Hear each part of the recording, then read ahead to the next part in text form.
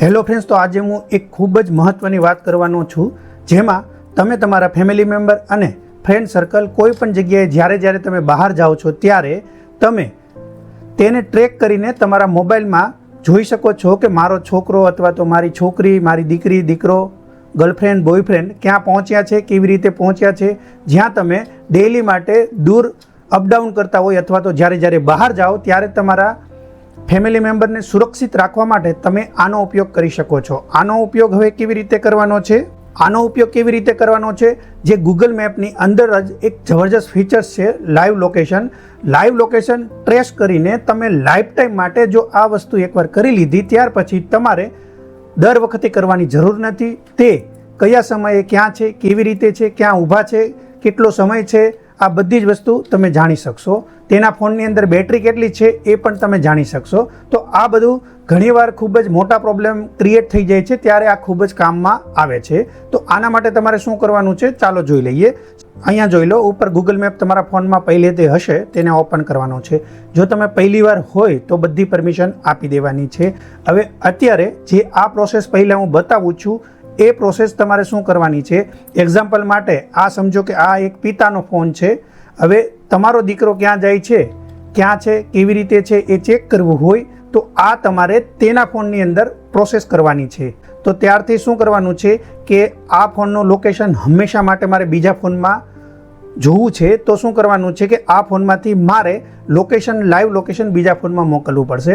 પરંતુ આપણે live location તો મોકલીએ જ છીએ, પરંતુ આ લાઈફ ટાઈમ માટેનું લોકેશન કેવી રીતે મોકલી શકાય છે એ જોઈ લો. તમને લોકેશન મોકલતા આવડતું હશે, થોડાક સમય માટે મતલબ કે 24 કલાક માટે મેક્સિમમ રહે છે, ત્યાર પછી ઓટોમેટિક બંધ થઈ જાય છે. પરંતુ જો આ એકવાર પ્રોસેસ કરી લીધી તો લાઈફ ટાઈમ માટે ગમે ત્યારે તમે આ વસ્તુને જોઈ શકશો. પ્રોફાઇલ પિક્ચર ઉપર દેખાય છે તેના પર ક્લિક કરો. અહીંયા લોકેશન શેરિંગનો ઓપ્શન્સ જોવા મળે છે, તેના પર ક્લિક કરો. અહીંયાથી તમારે શેર લોકેશનનો ઓપ્શન દેખાય છે, તેના પર ક્લિક કરી દેવાનું છે. ફોર 1 hours અહીંયાથી તમે કરશો પ્લસ પર, એટલે અહીંયા વધતા જશે.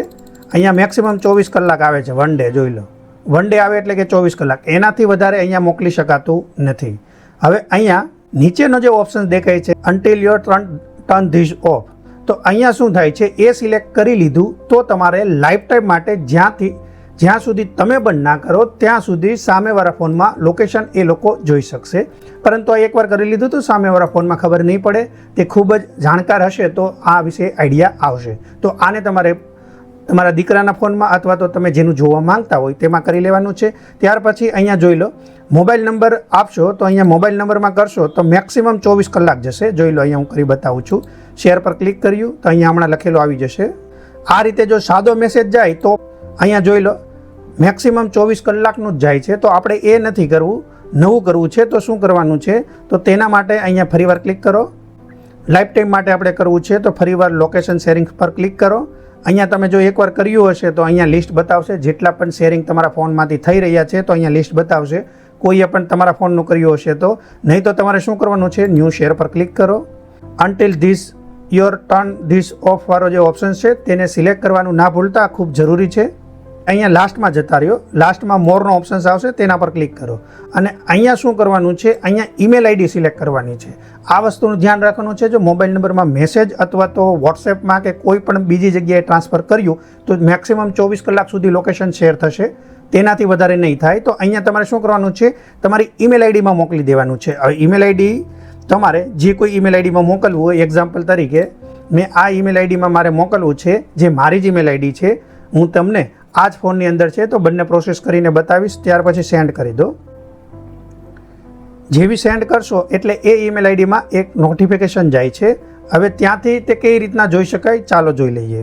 હવે અહીંયાથી તમારે સૌથી પહેલાં ઈમેલ આઈડી ચેન્જ કરવી પડશે.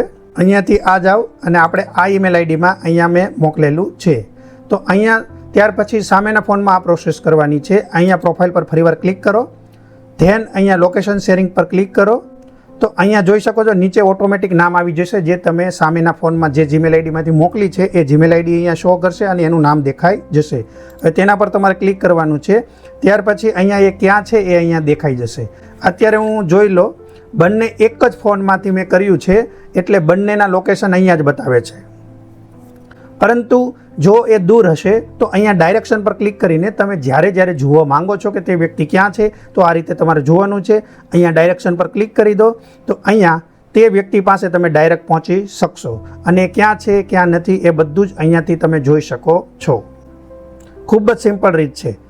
અને આ પછી જ્યારે તમારે જોવાની ગમે ત્યારે તમારે જોવું હોય તો આ એક્ઝામ્પલ માટે હું આ મેપ ક્લોઝ કરી દઉં છું.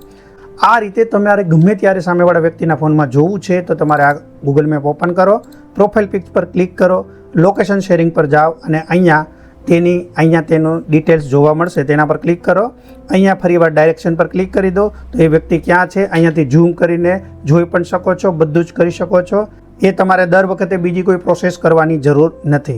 હવે અહીંયા સેમ વસ્તુ વોટ્સએપમાંથી કરો છો તો તે પણ કરી શકો છો, પરંતુ તેમાં પણ અહીંયા લોકેશન પર ક્લિક કરીને અહીંયા જો તમે શેર યોર લાઈવ લોકેશન પર ક્લિક કરો, અહીંયા 8 કલાક મેક્સિમમ 8 કલાક સુધી જ જાય છે, એનાથી વધારે નહીં જાય. અને આ એકવાર કર્યું તો આ લોકેશન જો એના વોટ્સએપમાંથી એન્ડ પણ કરી શકે છે. જ્યારે પણ એન્ડ કરશે તો એ સ્ટોપ થઈ જશે. તો એની માટે બેસ્ટ ઓપ્શન્સ મેં તમને બતાવ્યો છે. જે તમારા ફેમિલી મેમ્બર જો બહાર જોબ કરતા હોય, દૂર જોબ કરતા હોય, અવારનવાર બહાર જવાનું થતું હોય તો આનો ઉપયોગ તમે અવશ્ય કરો. અને આની સિવાય બીજો એક ઓપ્શન્સ હું બતાવું. અત્યારે સામેવાળા ફોનમાં લોકેશન શેરિંગ ઓન હોવું, અહીંયા તમારે લોકેશન ઓન હોવું જરૂરી છે, પરંતુ એ અત્યારે ઓન જ હશે, કારણ કે અત્યારે કોઈ પણ એપ્લિકેશન્સ એ પરમિશન વગર લોકેશનની પરમિશન માંગે જ છે. એ સિવાય એપ્લિકેશન્સ ચાલતી જ નથી, એટલે પરમિશન ફરજિયાત અત્યારે ચાલુ રાખવી પડે છે. હવે બીજો પણ એક ઓપ્શન છે, ચાલો એ પણ બતાવી દઉં છું. ખૂબ સિમ્પલ રીત છે. તેમાં લોકેશન ઓફ હશે તો પણ ગૂગલવાળા આપણને હંમેશા ટ્રેક કરે છે, તો એથી પણ તમે જોઈ શકો છો. તેના માટે 2-4 ઓપ્શન્સ છે. અહીંયા તમારે ડાયરેક્ટ ગૂગલમાં જઈને જ હું બતાવી દઉં છું. અહીંયા તમારે ગૂગલમાં જવાનું છે અને અહીંયા ફાઇન્ડ માય ડિવાઇસ સર્ચ મારવાનો છે. ફાઇન્ડ માય ડિવાઇસ સર્ચ કરશો, અહીંયા સાઇન ઇન કરો. જે જીમેલ આઈડીથી તમે જોવા માંગો છો એ જીમેલ આઈડી અહીંયા સાઇન ઇન કરો. અહીંયા જોઈ લો. આ પછી આ રીતનું આવી જશે. અહીંયાથી પણ તમને એ વ્યક્તિ ક્યાં છે એ તમને અહીંયા જોવા મળી જાય છે. અહીંયા તમને મારું બંને અત્યારે એક જ ફોનમાં છે એટલે એ પ્રોસેસ અહીંયા નથી બતાતી, પરંતુ તમને જોવા મળી જશે. અહીંયાથી તમે ડાયરેક્ટ ક્યાં એ વ્યક્તિ દૂર છે, કેટલો દૂર છે એ તમે અહીંયાથી જોઈ શકો છો. અહીંયા મ્યુઝિક પણ વગાડી શકો છો અને તે વ્યક્તિ સુધી પહોંચી પણ શકો છો. હવે આને ડિટેલ્સમાં જાણવા માટે મેં અલગ વિડીયો બનાવેલો છે, તેની ડિટેલ્સ પણ હું ઉપર આઈ બટન અને નીચે ડિસ્ક્રિપ્શનમાં આપી દઈશ કે આનો ઉપયોગ પણ કેવી રીતે કરી શકાય છે. તેમાં લોકેશન ઓફ હોય તો પણ ત્યાં પહોંચી શકાય છે, કારણ કે લોકેશન ઓન તો હંમેશા થોડા સમય કરતા જશો અને જ્યારે કરશો ત્યાં ઓટોમેટિક ત્યાં સુધી તમને પહોંચાડી દેશે. તો તે વિડીયોની લિંક ઉપર આઈ બટન અને નીચે ડિસ્ક્રિપ્શનમાં આપી દઈશ જો તમે પૂરો વિડીયો જોવા માંગતા હોય તો. અને અત્યાર સુધી તમે આ ચેનલને હજુ સબસ્ક્રાઇબ ના કરી હોય તો અત્યારે જ જઈને ચેનલને સબસ્ક્રાઇબ કરી બેલ આઇકોન પર ક્લિક કરીને ઓલ પર ક્લિક કરો.